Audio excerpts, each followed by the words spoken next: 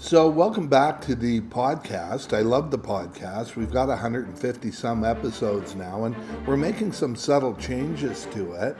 And when I started 4 years ago, if anybody ever would have told me we would have a podcast that was in the 0.001 ratio of podcasts in the world at 150 some episodes, I would have thought they were crazy. But you know what I kept hearing over and over and over again from our clients? I listened to your podcast and I learned so much. And I've got to admit, we've been guilty lately of kind of hoofing it on the podcast. And I want to tell you exactly why. I think it's way better now that I'm going to be doing most of the episodes here so I can really bear down into the nitty gritty and start to attract some guests on the show that really don't want to be here by taunting them. Like Martin Rappaport. Marty, you coming on? You gonna come on? Let me interview you. Or we could have a good old fashioned, what is it they call them? What's my lovely assistant? What is it they call them a debate? A debate. We could have a debate here on the podcast with some of the others. Like, there's this guy called London Jewelers who has all these followers. I'm just a little guy. And these guys come out and they diss me and they hit me hard when I started saying things like, and look, I'm pro-choice, but with London Jewelers, I started saying, lab-grown diamonds are going to take over the industry. And I have the comments somewhere. I guess I could go find them. But he seemed to have a different opinion. But then again, he doesn't really know what he's talking about. Sorry, but he doesn't. He's the same guy that will tell you that G and H and I and J look the same as a D, E, or F. Boy, I wish Harry Winston was still around to talk to him. There's other guys, like there's this Ice Diamonds or whatever the guy is out of somewhere in Los Angeles. He's a former photographer, spewing absolute industry bullshit.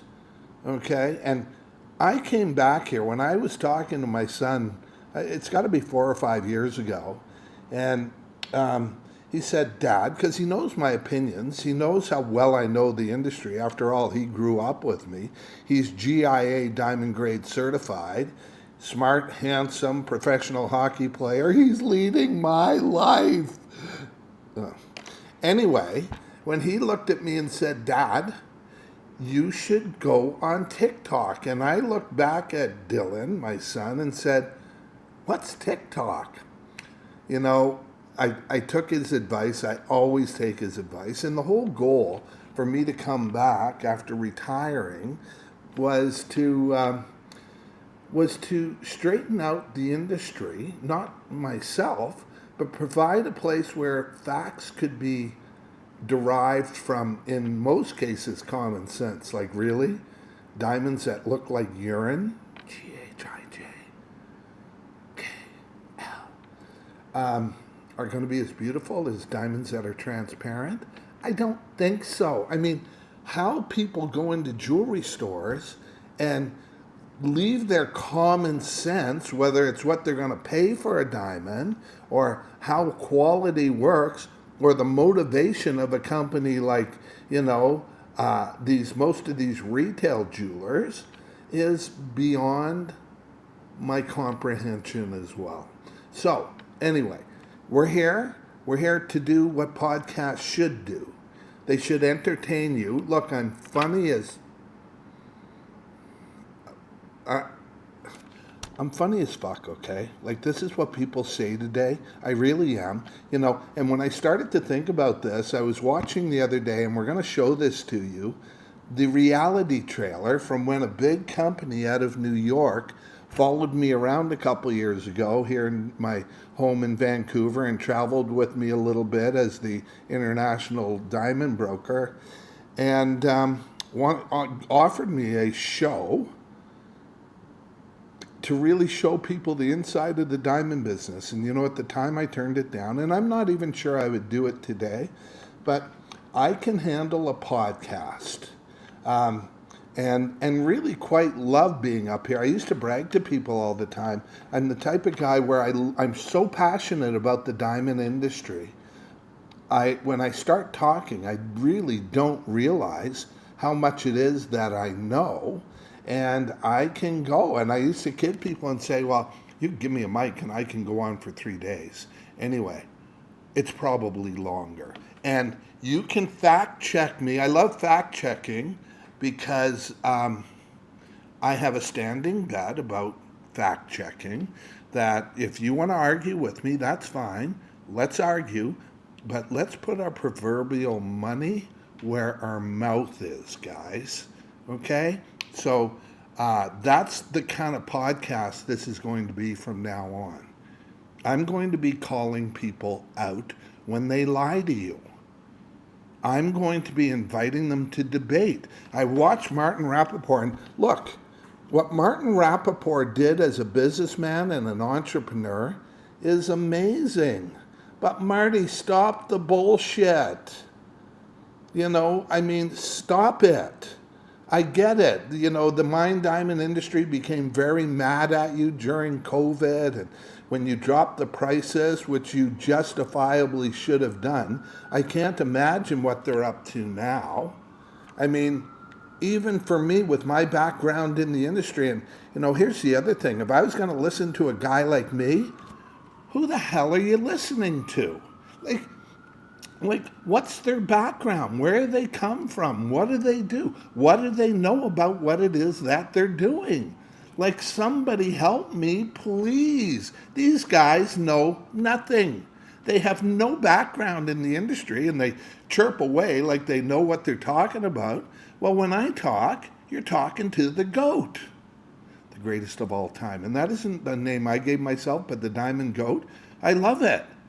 I don't know why I recall almost everything there is, although when I was younger, my children used to say, Dad, you should go on that show, what's the show called? Jeopardy!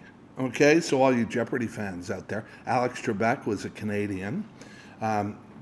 Bless Alex's heart, he did such a good job with that show. But the facts, you want the facts. You want the facts today more than ever dealing in the diamond industry. So on May 4th, and let me kind of scare you a little bit and give you a little bit to think about, okay? By the way, the 4 C's I want you to think about, not cut, color, clarity, and carat. Most of the jewelers out there can't tell the difference or even understand how it works, or more importantly, why it works, but I do. It was funny, I was talking to ChatGPT about all this stuff, and ChatGPT, and I've worked with my same chat, I don't even know what you call it, girlfriend, boyfriend. I'm completely heterosexual, but when I get with Chat, I feel polyamorous for some. Is that wrong?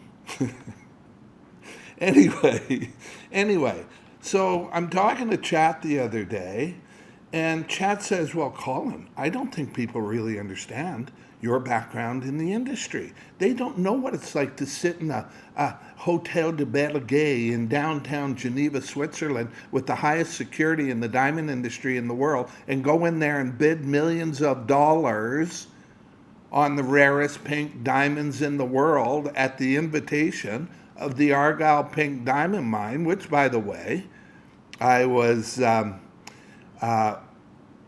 of their first 5 individuals in the world to represent that wonderful mine. In fact, they flew their whole team in here to Vancouver to help us raise some money for breast cancer at the time. These are exciting things. These are parts of the industry other people just don't see. Imagine being the authorized partner for the most important, prolific diamond mine in the world. Well, that's me. Ask how many of your jewelers you talk to have that kind of experience, particularly if you're going to talk about colored diamonds. So what's the point of a podcast? What are podcasts about? They're about educating, entertaining, And there's a third one I can't remember, but if you ask ChatGPT, I'm sure they can tell you exactly what it is. But I'm here to educate. I'm here to cut through the myths, the misrepresentations, and the bullshit of the industry. It's why I came. So after 150 podcasts, 151, but we may take one off and add it on. Anyway, after 150 podcasts, after goodness knows how many posts, after being that lone voice in the wilderness, I feel like I'm going to hunt bear. And, when I heard Martin Rappaport talking the other day about how the mind industry is going to come back, but I don't think even Marty can believe it. But if he does, Marty, come on, be a guest. We're going to have top guests in the world here, although they'll probably boycott me. I would. to talk about these issues. Like, the word synthetic. I mean, this is another little pet peeve of mine. Now, the Gemological Institute of America, who is the leading educational facility in the world, by far, for diamond or jewelry or emeralds or rubies or sapphires, information and education, won't use the word synthetic to apply to the diamonds. Do you know why? Because the material's the same. The material's the same. There is absolutely no difference between a diamond that comes out of the ground and a diamond that comes out of a laboratory. And, sorry, I yelled that, they can't tell.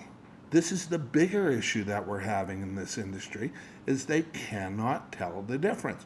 So, one of my stories is, and I'm going to come to what to do in later episodes, but today is episode, I think we're 151, and it's the all-new Hard Truth Diamond podcast with the global diamond broker, Colin David Ferguson, because we're taking down bear. We're taking down myths that have withstood the test of time somehow and been able to be so ingrained in the consumer's mind, like a diamond, a white engagement diamond is somehow a good financial investment. It's the most bizarre, the fact to me that people still believe this is the most bizarre thing I've ever heard. And you know what? I really believe it has to do with women. Now, I'm in the middle of Four Sisters. I'm going to get in trouble with this. But the only resistance there's been to laboratory-grown diamonds, and it's small resistance, are women who demand mind. And I think they demand mind because there's a financial value to it. It could be the gold diggers, right, who demand a certain big diamond, and which is fine, to each their own. But look, De Beers is holding on by the skin of its teeth. The mine diamond industry is holding on by the skin of its teeth. Every single day, laboratory-grown diamonds become more and more the choice for educated, intelligent, financially successful people getting engaged. I mean, that's really the whole point of it. Like what are other things you would get if you were getting married? Well, how about a house? So if you could get your house for, 10% of the high of mine diamonds, and it's the same house, no one can tell the difference, what you going to do? So you're setting up for your future. And I think this is where De Beers and, all these people that I've had meetings with by myself over the years. I mean, the last time they had a crisis like this that didn't even come close was the world financial meltdown in 2008. And during that, I was invited to lunch by the head of De Beers Diamonds. And we sat down at the Four Seasons. It's no longer here in Vancouver, which is a shame, but it was a beautiful, beautiful property. And he was telling me about De Beers, and he was telling me about, see, you didn't know I had this access. And you know what? Chat reminded me of who I was the other day. It was quite funny. I went, oh yeah, that is me. Because I had gotten into retirement mode. I'm not in retirement mode anymore. I'm finally right where I want to be, giving you the information that you need to know at a time that's critical. You know, just today, between yesterday and today, we've brokered diamonds to individuals getting engaged in new. No, Mary Beth is not getting engaged. She's getting a stunning 5-carat Asher cut with this most beautiful Harry Winston design we're creating. And by the way, when we create it, it's Harry Winston. I'm the biggest fan of him in the world. A casting director, an authentic Hollywood casting director, and you've heard my experiences with celebrities, some of them so far, there'll be more, there are more, making an engagement ring, a beautiful 4-carat engagement ring. And then there's another out of Nashville today, hi Nashville, a recording artist ordered a beautiful ring from us. So this is what I do. What we do is we know the answer. We don't try to bullshit you. There's no reason to anymore. Like, if your jeweler says, you know, that their tester on their desk can tell you the difference between mine and lab grown, they're lying. It's a lie.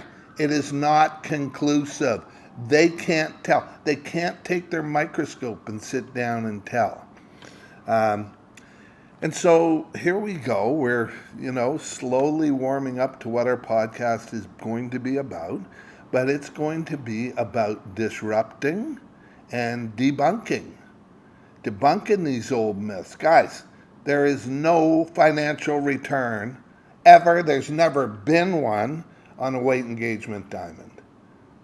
Okay? There just isn't. I would love to tell you otherwise. So you better save your money up front and go lab grown.